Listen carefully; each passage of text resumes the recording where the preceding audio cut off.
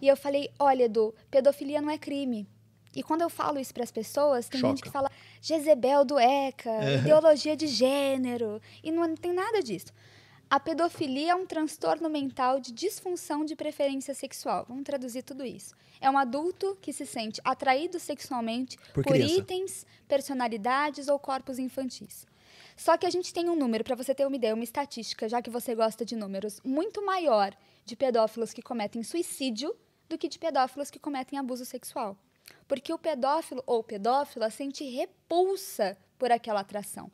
É ínfima a quantidade de pedófilos que tem contato físico com uma criança.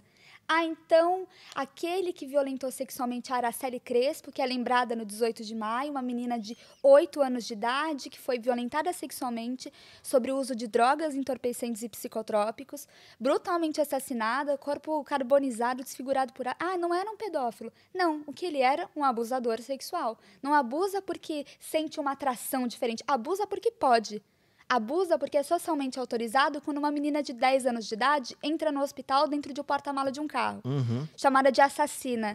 Se acontecia desde os 6 anos de idade, ela já tem 10, é porque ela gostava daquilo. É isso que autoriza a abusar. Não é necessariamente um transtorno. Então eu clamo aqui, parem de chamar de pedófilo, #todos contra a pedofilia, que é a mesma coisa de falar todos contra a esquizofrenia. É diferente a tipificação. E os advogados vão achar maravilhoso, porque você está dizendo que ele não precisa ser preso, que ele tem que ser tratado, quando, na verdade, é ínfima a quantidade, é ridícula a quantidade, comparada da proporção dos abusadores para os pedófilos.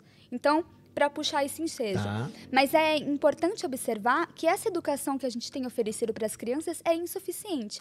Falar só esse não fale com estranhos, a gente já não viu o que adianta. Então, por que é tão importante esse se um carinho é legal, ele não precisa ser escondido? Porque a gente tem colocado uma vitrine muito iluminada na idade adulta, que é uma idade de autoridade, de poder. Posso tomar café? Não. Quando eu posso? Quando eu for adulto. Posso dirigir? Não. Quando eu vou poder? Quando eu for adulto. E para tal lugar eu posso ir? Não. Quando eu vou poder? Quando eu for adulto. Quero ficar acordada até tarde, Edu? Não, não pode. Por quê? Quando você for adulto, a gente conversa. Quando você for adulto, e aí a gente fica criando um castelo em cima da idade adulta. E quando um adulto se aproxima da criança e diz, esse é um segredo só nosso, a criança se sente valorizada por aquela ideia. E o abuso vai começar com algo que a criança entende por carinho. E aí ele começa, o avô, a fazer uma trança, como nós já recebemos, eu estou autorizada a falar desse relato aqui, uma assistente social que foi vítima de abuso quando criança. O avô fazia uma trança no cabelo. E era um ritual. Legal. Toda semana, depois do almoço de família, ele fazia trança no cabelo da menina. Ela tinha um cabelo compridão. E a cada semana ele ia mudando a tática de abordagem. Ele ia conversando sobre um assunto diferente. Então uma conversa pode ser abuso sexual. Um adulto que acha engraçado quando uma criança repete termos de conotação erótica pode ser abuso sexual. Um casal que, por opção, expõe a criança à sua rotina sexual, isso é abuso sexual? É tudo que, como você falou, fere a sexualidade da criança. Então, tudo isso não precisa encostar na criança. Não precisa ter contato físico, não precisa acontecer o ato sexual, não. A observação, a escuta, a troca. Esse avô, a cada semana, tocava na criança de uma maneira diferente.